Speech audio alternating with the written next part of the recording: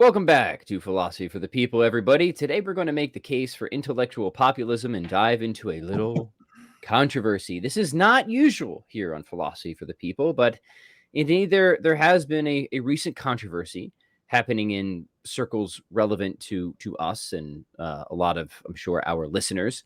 So let me just get it out on the table first and Yeah. set the expectations of Let's what this is going to be let's about and let's what it's let's not. lay out the ugly scene. Yeah, no kidding. So it'll probably still be fresh in the minds of people when we put this up. Again, especially if you're following this channel, you've almost certainly seen this exchange. There is a tiff going on right now can't think of a better word, between Dr. Edward Feser and Michael Lofton.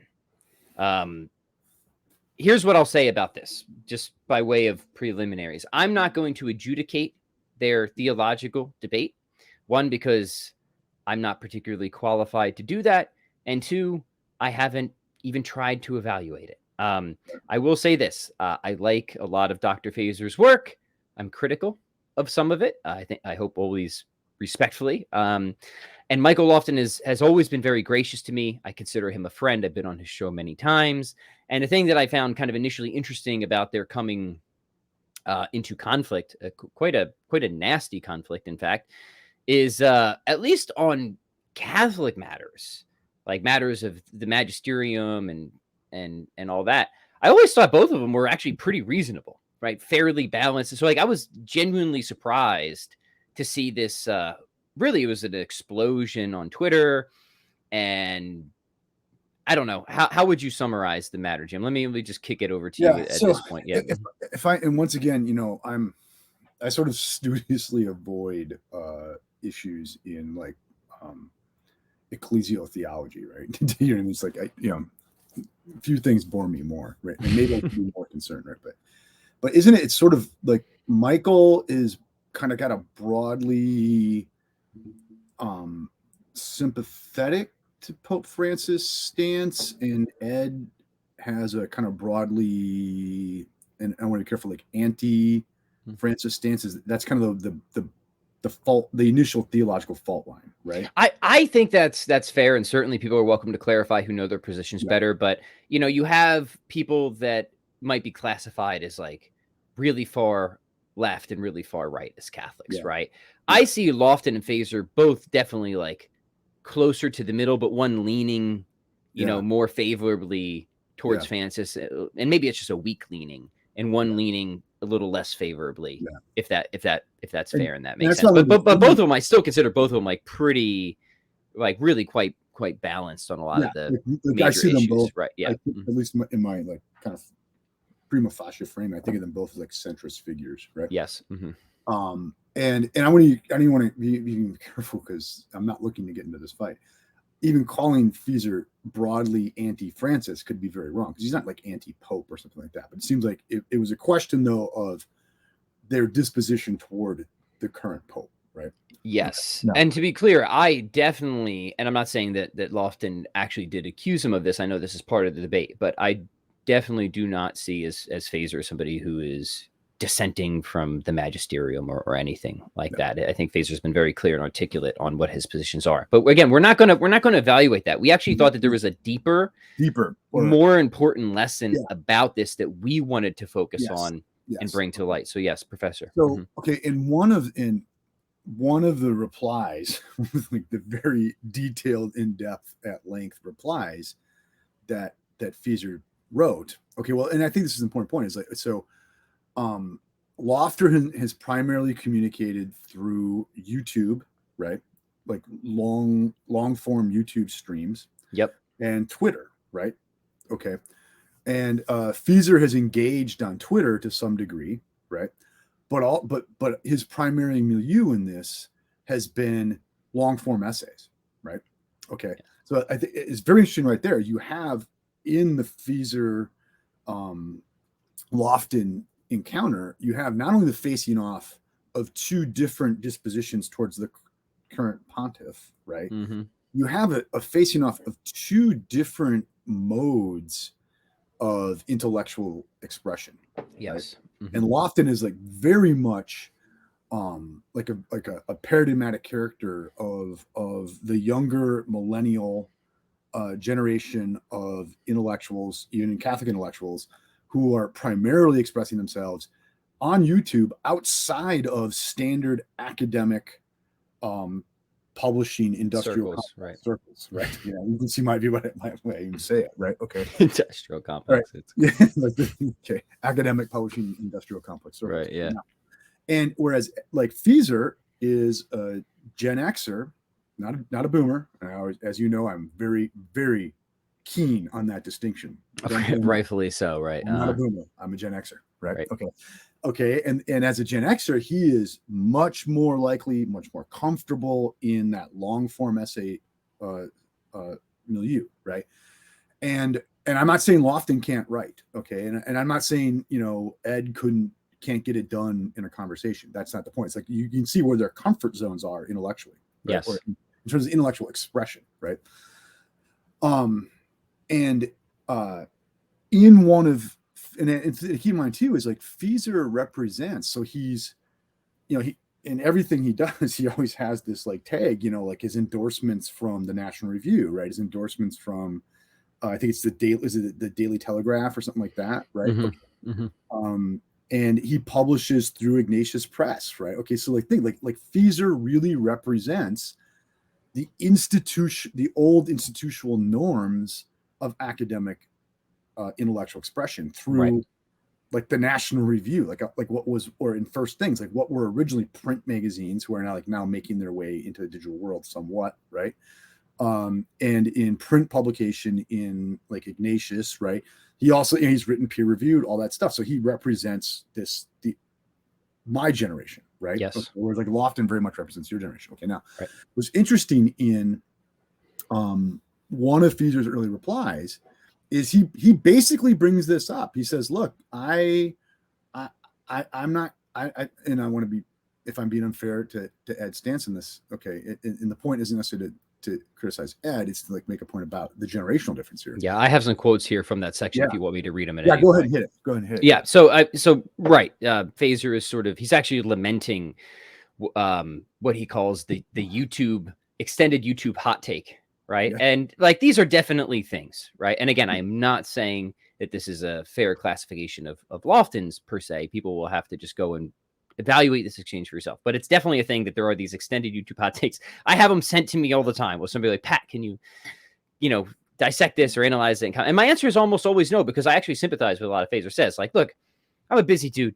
I do a lot of things, like a lot of things that most people here are probably have no idea what I'm doing. So sitting down for a 2-hour video from somebody I've never heard of that might be of great competence or zero competence or anywhere between, I just can't do it. But the extended, hot take is essentially that. It's like a 1 to 3 hour. Yeah, go ahead. Nor am I going to sit through someone's the 5,000 word essay by someone I've never heard of, and from a blog I've never heard of. Right. Just because it's video, and it'd be the same thing with, and people do send me like these huge blog posts, and same thing. It's like, I'm sorry, I'm just not going to do it. This extended hot take. But Feser says this, right? He says, naturally, I'm not saying that such videos are always of low quality or that written pieces are always of good quality. There's a lot, of in between there, right? Paraphrasing. But he also says that there's the fact that watching a video requires a much higher time commitment, blah, blah, blah.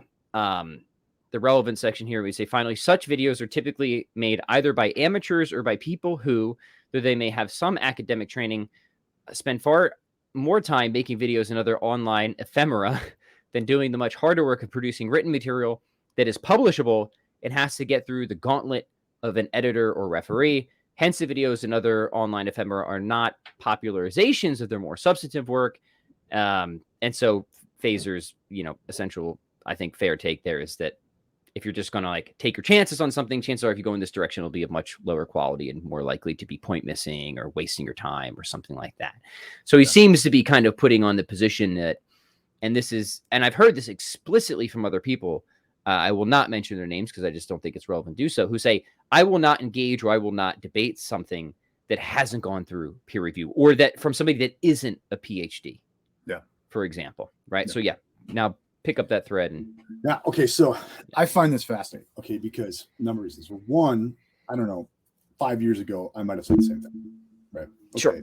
And certainly in my encounter with I.J. Markin, right, in his then Cosgrove podcast, now his new project he has for the podcast, my encounter with you, very much with you and other people, my views on this have changed, right, a lot.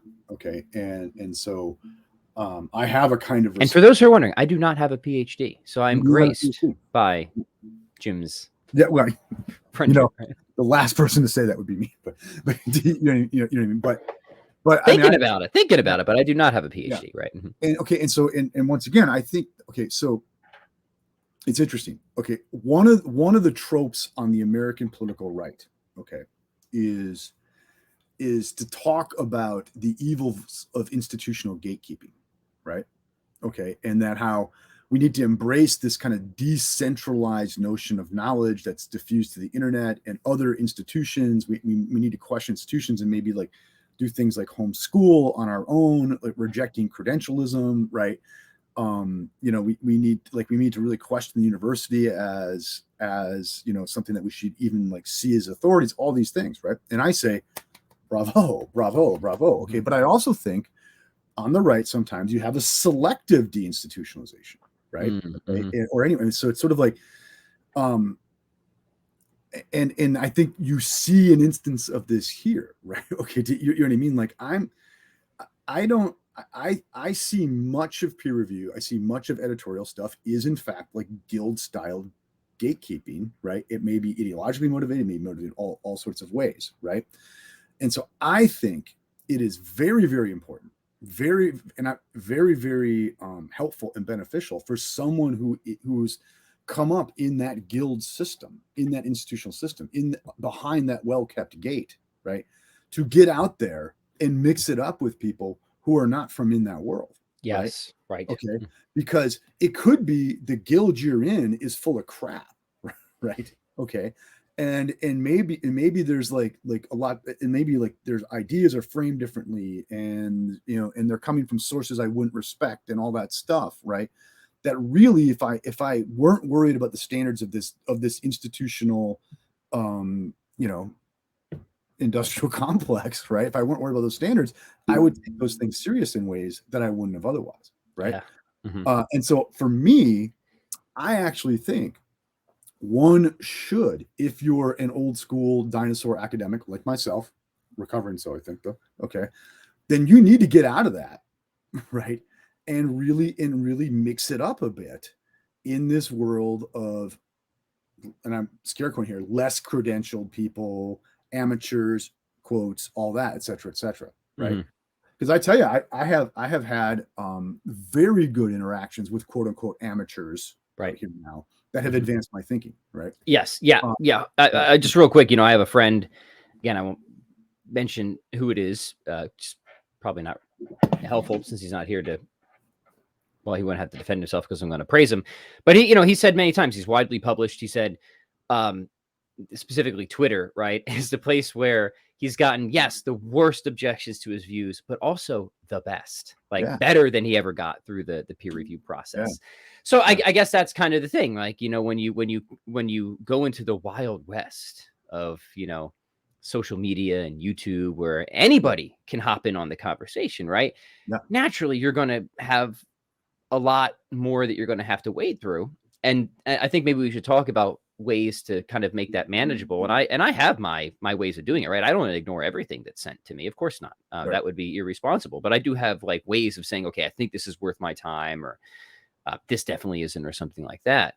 But there is an incredible amount of really insightful, valuable feedback, conversation, criticism that you will get when you enter into this sphere that is not the publishing complex, as Jim calls it, the institutional complex, right?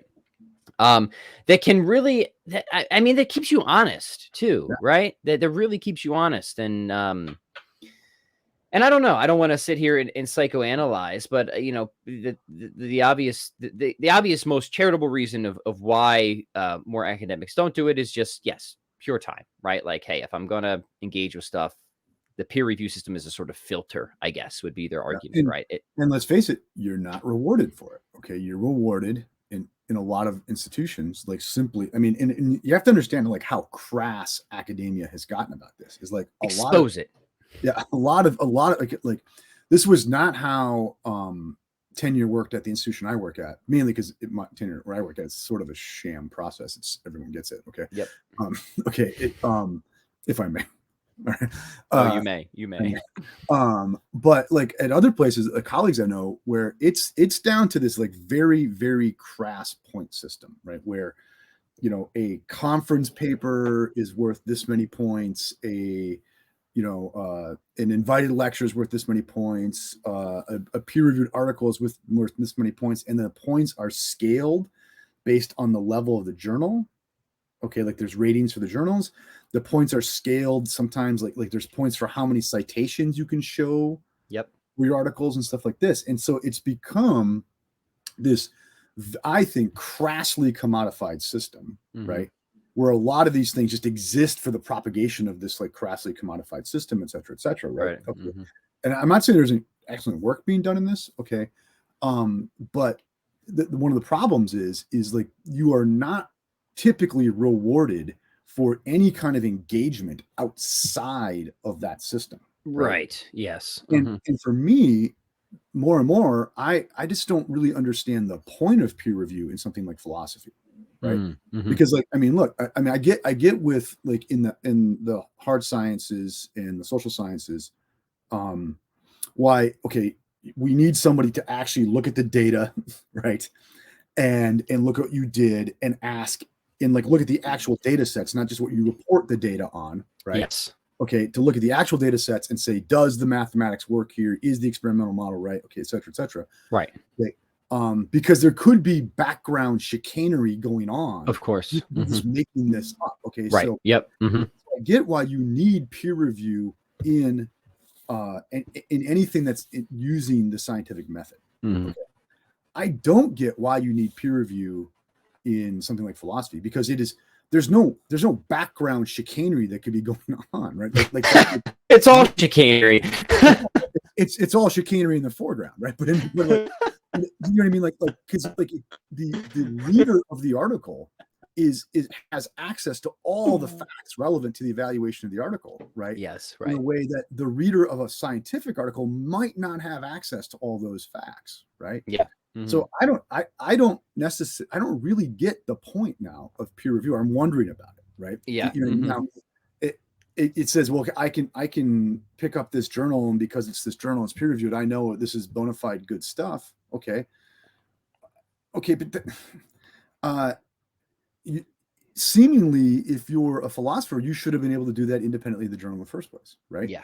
So it seems to me peer review in the humanities, in philosophy, it seems to me that it is kind of the worst sort of gatekeeping, right? Yeah, that those are all really great and honest insights, and I agree with all of it. Of course, the other thing too is like, what is the goal of the philosopher?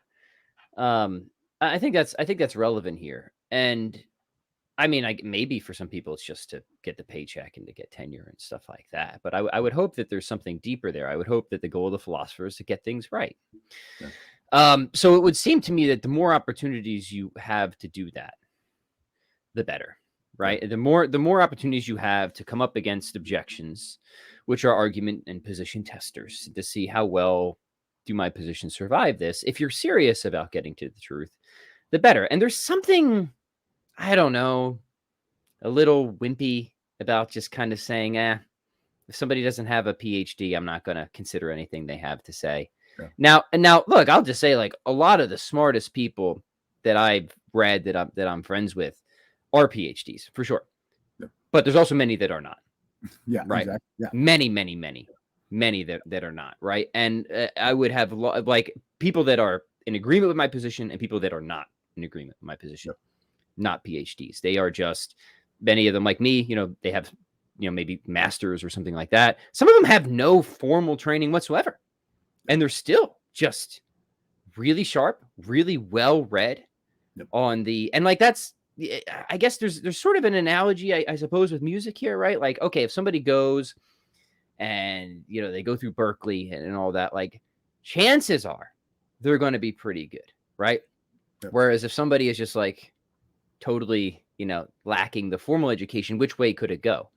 Well, it could go anyway. But again, some of the best musicians in the world that I admire, they didn't have any of that formal training. Now, some of the worst as well, right? So there does need to be some sort of way of sifting through all the noise and the messiness. But I think it is a huge disservice, right, to just encapsulate yourself in certain circles and not bring your philosophy to the people. Maybe this is a completely self-serving episode, as all of our episodes are, but it's just one giant advertisement for ourselves. Well, one quick thing, okay, if there's a value to peer review, is you're going to get, you know, comments from someone who probably doesn't know you, probably doesn't like you.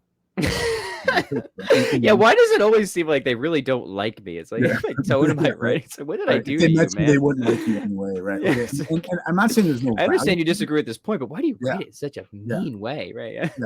And I think there's a value to that for you as an author, okay? But you can get that by throwing stuff out there into the swamp too, right?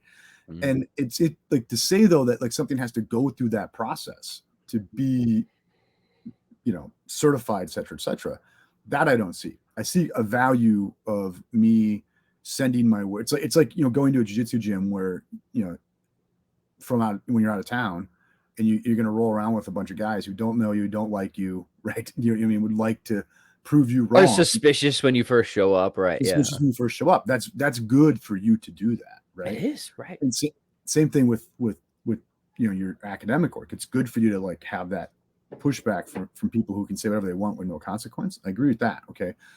But I don't get the value of the peer review in terms of like our certifying what is or is not valuable for academic consumption. Right. Yes. Okay.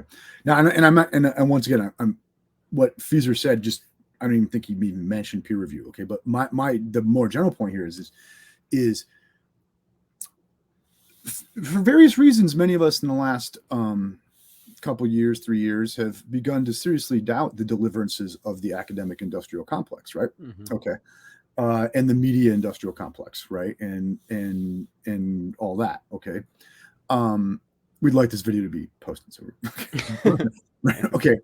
And for that, many of us have drawn inferences about deinstitutionalization, decentralization, et cetera, right? Well, I think what that looks like a lot is guys like Michael Lofton. Yes. Like guys like Pat Flynn, right? You know what I mean? People who are going to like, you know, who have done their due diligence to get trained and done their best they can, but then are going to operate on the margins of institutions, right? Yeah. And it seems like, once again, I think on the American right, there's a selective embrace of decentralization, deinstitutionalization, especially in like the holders on of the American right in academia. Yes. Yeah. That, you know, that's great. I want to jam on that a little bit too, and see like what that looks like in practice. So, you know, here are the things I'm doing. I am writing the academic stuff. I've got a book coming out. So I very much care about like, okay, I want to make sure that this is a really tight piece of research. It's very polished, right? And there's a time and place for that, but there is also a time and place for this type of stuff too. And, you know, which is kind of off the cuff, impromptu, but we're still careful, right? I don't get in here and just like shoot my mouth off like in any direction whatsoever. Now, some people do that, and I think that is a huge waste of time. Like, I'm always very careful that, okay, I understand when I'm jamming with Jim, it's just like jamming on the guitar. A few wrong notes are just going to come out, right? That's the nature of jamming, right? But I'm going to do my best to minimize that, you know what I mean? And try and make whatever I'm doing, whether it's music or philosophy, at least worth the audience's time. But like, this is just inherently going to be looser, faster, more spontaneous than when I'm sitting down or when you're sitting down and really just trying to craft like a proper article. And then there's something sort of in between too, which is the Substack. You know what I mean? So like, what's the gradient to you here, and what are the different modes of expression that you think are valuable? I was just going to say, like, look, I have written a book-length commentary on a single essay by Wilfred Sellers, okay, on my Substack, in in reply to questions that came up on this show. Right. Mm-hmm. Right. Like a constant demand from the audience. Like, can you give us introduction to philosophy of mind? Can you give us introduction to philosophy of mind? And then like the sneaking suspicion that I am not fully satisfied with my own peer-reviewed published introduction to philosophy of mind anymore. Mm-hmm. Okay. Just so and so that moved me to like a more traditional academic act, but it came up only because I was out, in this sort of intellectualist populist environment that inspired me to go back. Because so if you look at my Substack, my Substacks are like obnoxiously long, right? I mean, they're all like, like if they, because once again, I think of them in terms of 12-point font, double space times Roman Word documents, because that is still my old man. Just beating into you, right? Yeah. Beating into me. Yeah. So they're all like 25, 30 page papers like that. Okay. So they're basically academic essays. All right. But done in that Substack milieu, but they're almost all of them are reactions to things that have come up for me in my various, trips out here into the academic populist world, whether it's with us talking about philosophy and philosophy of the people, or me talking about UFOs and all sorts of crazy podcasts and stuff like that, And so for me, I've got this like interesting, shall we say, dialectic going between the more popular things I do and the more properly academic, right? But note, I'm really with a lot of that stuff, I'm not concerned about, is it going to fit through like academic gatekeeping? Because I can just put it on my Substack and throw it out there into the hive mind. Or maybe it has purchase and maybe it doesn't, and that's fine, right? Yes. And I'm not looking for an institutional platform to stand on to say, hey, here's why you should listen to me because I've published here, or I have this degree, or this magazine endorses me, right? And once again, I'm not saying Ed Feser's work wouldn't stand up independently of that, not at all. Like we are all bobbing in the wake of what Feser did with the blog, right? Okay, in a good way. Okay, that's not what I'm saying at all, right? But what I am saying though is that idea that somehow I should operate aloof to what's going on in these quote unquote lower precincts, not that I'd say that, but these lower precincts, I think I've gotten over that. And it's been to my deep benefit as an intellectual. Yeah. Well, that's great to hear. And even if Ed doesn't think that, many people do think that they are lower precincts. Now, that being said, not to pat ourselves on the back too much, but philosophy for the people and the conversation we have been referenced in a number of peer-reviewed articles. In fact, I just shared one of the popular level ones in New Oxford, at least, that was a sort of genesis for that article. So it is cool to see that dynamic, right? Even if it's for you, for one thing, obviously, but other people too. We've had some really good exchanges and dialogues and debates in here that did like incentivize some of the participants to go and be like, I need to actually try and turn this into something more formal. And so that's exactly. That's cool. That's I think in that problem of suffering paper I did last year, I think I reference philosophy for the people conversations there. Gotta bring out how do you cite a YouTube video again, right? Yeah. Here's one that there was that great throwdown you and Gavin and I had on the meaning of life. Yeah. And where like Gavin was taking that fairly line that like theism is required for it, and I was like, I'm not so sure theism is required for it, right? Yep. And you were riffing with both of us, right? And that's become a paper that's going to come out in academic volume, right? Yep. It was edited by Steve DeLay, right? Who's been on the show. Yes, that's right. Yeah, right. Okay, so like so there's been all sorts of like more formal academic upshot of our willingness to come quote unquote down and like operate at this level. Yeah. And just have, what I would call real philosophy, right? Real philosophy is just like, we go out in the backyard, we wrestle, we put on some White Lion, right? And then we talk about the nature of things, right? That's how it's to be done, really and truly, my friends, right? Yeah. And so, and for me, that has been, and maybe I should care more about like internecine struggles in the church than I do, right? But for me, that's been the interesting thing in the dialectic between Lofton and Feser, is that face-off between the old school and the new school in terms of academic expression. Yeah, and that's the lesson we're trying to bring out. Again, people can adjudicate the actual theological debates themselves. So, all right, so I want to focus on this now. If I can note though, when I first started doing this with you, I remember I don't know if you felt this or not, but I think it was like pulling teeth for you to get me to come on and talk about anything that I wasn't like published in. Oh Right? yeah. You're not alone there, man. Yeah, Right, yeah. yeah. Sometimes I'll now, invite people on, and like, you know me, I'm a shoot from the hip Wild West kind of yeah, guy, and people are like, "Do you have an outline for me?" And this or that. I'm like, yeah. And I now, guess, right? and now I'm like, dude, hold my beer. I'll talk about you know. Absolutely, right? Yeah, Yeah. Uh-huh. yeah, Oh man. So all right, so let's do this and let's make it kind of practical for people who want to enter into this, whether they want to be a producer or a consumer. Let's start from like, how do you kind of discern, you know, what to consume, what's going to be worth your time? yeah. Because nobody does want to waste their time, right? They really Right. don't. Now, I'll just say as a host, as somebody who's swimming in these circles, I can get a pretty good pulse of if somebody's, you know, intellectually serious and Yeah. you know what they say is worthwhile. I mean, some of the things are obvious, right? The macho man cream kind of rises to the top, right? Certain people who are good tend to stand out, even on the popular level. And I think Lofton has done a good, like his channel has risen in popularity. He's gotten a lot of attention. And again, I don't listen to a lot of it, not because I don't like Lofton. It's just I just don't listen to a lot. So kind of, I don't know if I'm being inconsistent with my advice here. I just don't listen to a lot of podcasts and stuff. And but it's not because I think it's beneath me. It's because like I just do not have the time, right? I really don't, right? In case people don't know, you know, I'm not even going to get into it. Let's just say we're all busy. All right. Pat is in what I refer to as the high density baby years. The high density, I have five. All right, let me just go through it. I have 5 kids, right? Had to finish 2 books this year. Tons of articles for different outlets. I run this podcast. I run my other podcast. I run an entire business. It's completely unrelated to fitness. I'm in an aggressively mediocre rock and roll cover band that gigs around the Milwaukee area a lot with an enormous set list, right? And I do other musical projects. Like the list goes on, and my wife just got her overgrown, ingrown toenail removed, right? It's just a 3-hour podcast. It's just not in the cards, right? That's okay. Sorry, I had to get that off my chest. Whereas I am a burnt out middle-aged academic, right? So I have plenty of time. Right.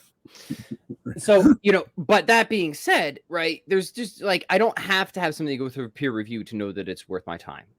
People that I trust can recommend it to me. You start to form networks. When Jim sends me a podcast and make a prior, I'm going to do that right after this. I'm going to listen to the one that you sent me. I don't know if those people have PhDs. I don't care because you said this is good. This is worth it. So you have a network of people that are sharing stuff and saying, oh, this person's smart. They say something cool. This is worth your time. That starts to form pretty quickly, right? And yeah, every once in a while you'll get an article from somebody you've never heard of, and an anonymous screen name sending you a 20,000 word blog post, and I'm not going to waste my time with that, right? So it's like, this stuff isn't difficult, right? Like you don't need to have a system of peer review to have a pretty good, you know, bullshit detector, right? Like know if something's actually going to be worth your time. So I guess I just don't buy that as a very legitimate reason to not engage with anybody who isn't a PhD or so I don't know. Maybe you have your own sort of tricks of the trade here, but okay. So, you know, example, for me, you know, whether or not I engage something really has nothing to do with like the number of hits on it or anything like that, right? So, for instance, this is a fan of the show, John Buck, right? Yep. You and I had talked about, I think it was simulation hypothesis stuff. And then he made a video critiquing my take on simulation hypothesis, right? Yeah. And I can't remember, someone sent it to me, or maybe John sent me anyway, but it was cool. It was a great engagement. I thought he was wrong, right? But that's cool. It's only rock and roll, right? Mm-hmm. And so I went on his show, right, on his YouTube channel, and we had a great debate about it, right? Okay, but my point though is like what got me is it was quality. Do you see, you know what I mean? Or another fan of the show that I've gone on his show, Kevin Nodtrad, right? I've been on a show a few times, right? And it's a small channel, but what he was doing was like really, really quality, right? And it was worth, I thought, engaging with him as a person and an audience. And my view is like, if someone is like quality, and I can see that there's quality, then I assume there's quality in the following, right? Okay, right. So then that's a chance for me to like take an opportunity to talk to a quality person who has a quality following, that then maybe like we can advance the ball of intellectual maturity that way, right? Yeah. And so for me, whether I engage in something, this is basically your point. It's just when I when I see it, does it, pass the BS detector, whether or not it fits the institutional definition of what's worth your time, right? Yes. But I don't look at that. I don't look at it. Does this fit the institutional definition of whether it's worth your time or not, right? And look, I have a book coming out this year that's coming through a mainstream academic publisher, right? And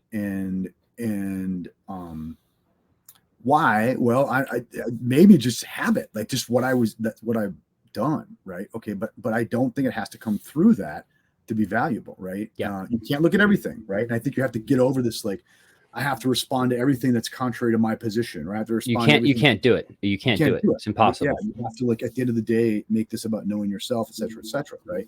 But I do think you have to be open to, like, very, very good quality thinking going on outside of your institutional reservation that you live on. Yeah. So that's all right. I want to make one more point. So that is, Jim, you're kind of talking to people who are, are within the academic circles, and you're inviting them to, you're making the case for intellectual populism. I love it. I think you're 100%. I want to speak to people who are more like me. I'm not in academia. Been through it, to a certain extent, right? I've had my master's. And I want to invite them. We should all be thinking about how can we raise the bar here, right? So I do want to say, like, hey, if we want more intellectual populism, let's do our best as content creators to not be sloppy, right? Like, learn to write a good scholarly piece of work. Learn to be careful with how you present yourself and what you present on YouTube. Don't be a hack. That's all I'm saying, right? Don't be a hack. If you want people to take you seriously, read Ed Feser's 6,000 word blog post. Yeah. Right. And like, seriously, if you want somebody with a PhD to take you seriously, and I have many people with PhDs to take me very seriously, the way they're going to take you seriously is because you're serious, right? And you're not a hack, and they'll see that. It might take a little bit of time, but they will see that. So yeah, I mean, it's as simple as that. But, like, the bar does need to be raised, right? Like, don't just be some obnoxious troll who's just, engaged all the usual, displaying a museum of fallacies. Like, no, that stuff does bother me. And Feser it's right for him to point that out and condemn that as a complete waste of time. Right. Yeah. Mm-hmm. Look, I'm not saying I don't encounter things that I'm like, well, this is coming from some insect that's not worth my time. And I'm making a case for intellectual populism. There is this deep, as you know, or any viewer of the show knows, there's a deep elitism in the soul of Jim Madden, right? Oh, of course. Yes. And it cannot be expunged, right? Yeah. It bubbles up, right? But I forgot what I was going to say there. Sorry. This is and I'm not saying this at all about Ed Feser, okay? But I'm going to say I have felt this in my own emotional analysis, right? Mm-hmm. I'll admit, as an academic, when you're slogging through your 4 sections of intro to whatever with a bunch of people who hate your guts in virtue of having to take the class, right? And you've spent 30 years doing that to make a good middle class living, but you all right, and then you see the young YouTuber who is making content relevant to your field, right? And making maybe the same or better living than you are doing that, and they don't have to do all the bureaucratic academic stuff, and they didn't go through the hoop jumping to get the PhD, and they don't have to deal with the grunt teaching part of all that stuff, right? Right. I'll admit there's a little bit of envy or a little bit of resentment. Like, man, you're doing as well or better than I am financially. You have a bigger audience, and now people kids in my classes are asking questions about your stuff and stuff like that. I mean, I'm not going to say I've never felt that, right? I have felt that, right? Because you're you did all the right things to get into it. Oh yeah. And then you see other upstarts doing it, right? So I think, once again, I'm not saying Feser feels that at all. Okay. But I'll admit I have felt that. But I mean, who would deny that that's got to be a real feeling among many people, especially if the popular rich YouTuber is also an idiot, right? Yeah. I mean, Yeah. it's like, Yeah. and like many musicians feel this way. It's like, man, Yeah. I trained for years and years, and like I mastered my instrument, I became a virtuoso, and then somebody writes some like crappy pop song, Yeah. right? Yeah. Don't even know how to play their instrument. This or that. Yeah. Like, I understand that, I right? have That's felt that, and I understandable, but you thought that. can't let it like ruin your life, right? Yeah. Yeah. And I think at times though, I've taken like the whole online community with this stuff, right? And thrown them into that category. Like these are just people who've taken the easy way out and they're grifting and it's unfair to me. Oh, woe is me. Right. And I think in my encounters with like IJ and Kevin and you and other people, I realized, no, that's not the case. That is not the case. That these are people who may have seen the very dead ends of academia and seen the institutional gatekeeping and thought, the hell with that. I can do this on my own in this kind of new wild west of the internet, which this was supposed to be the upside of the internet in the first place. Right? That's right. Yeah. Yeah. Yeah. You know, for me, Yeah. I'm a little bit different because I never had any interest in um being a professor or anything like that, right? Yeah. For people who Neither don't did know, I, actually. Yeah, yeah, for people who don't know, like I started my business pretty young when I was an undergrad, and like I always wanted to just run my own business, stuff like that. So philosophy of the people, if it isn't obvious, is just like a big economic drain for me, right? It's like it's nothing but cost. I do it because I love it, Yeah. right?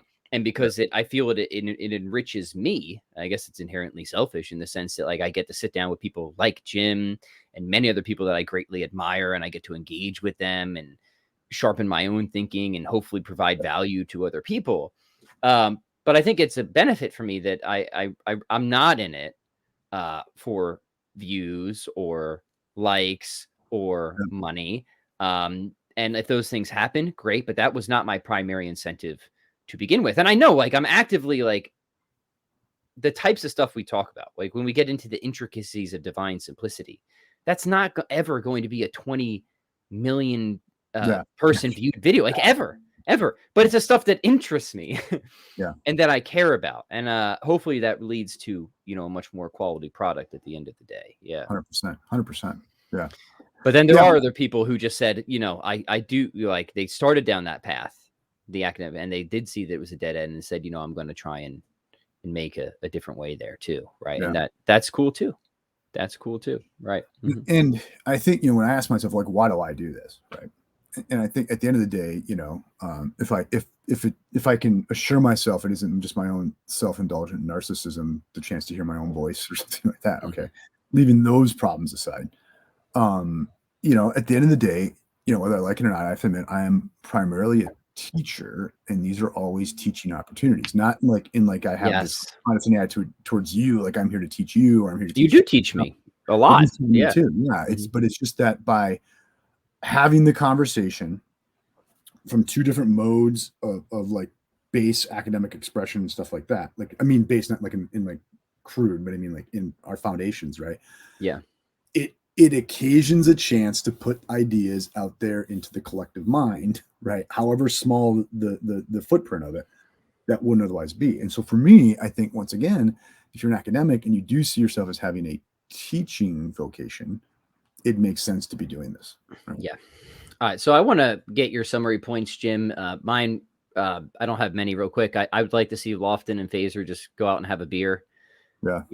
Yeah. Bury the hatchet, make things cool. I don't like to see, quarrels of this sort. I don't think they're particularly productive. So yeah, I'd like to see that happen. And I would love, I'd actually love to have Feser on this show. You know what? I know he's got a book coming out on the soul at some point. We've had Lofton on here before. He's always welcome again. I think that'd be fun to maybe engage with him on some of his new content on that front, especially with the work you're doing on there at some point. So open invitation for Dr. Feser if he ever wants to come on Philosophy of People and have a jam sesh, be an intellectual populist, if you will. Right. So that's all I'll say, Jim. What are your final summary parts? Yeah. So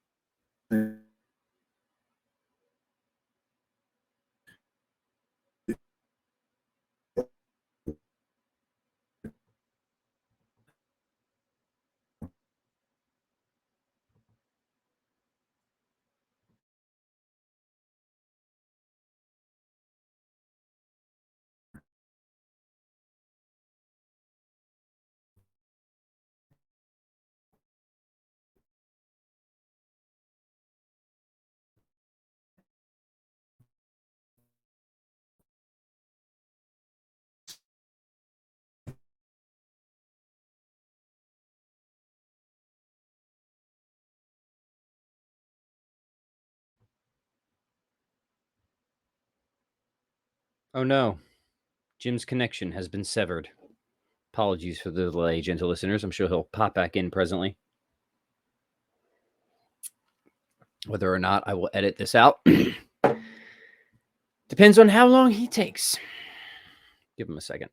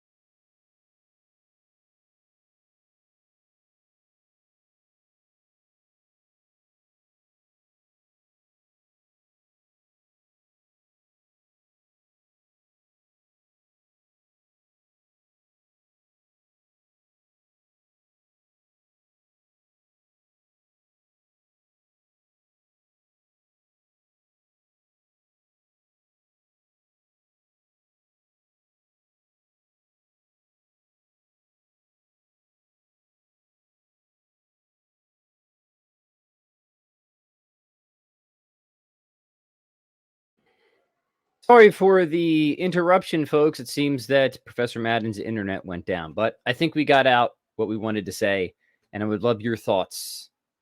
Are you pro-intellectual populism? I assume you might be if you're tuning into Philosophy for the People. Let us know what you think of this episode. Please share your thoughts by commenting. We want to keep the conversation going. Also, please subscribe. Please like. We'll see you guys next time.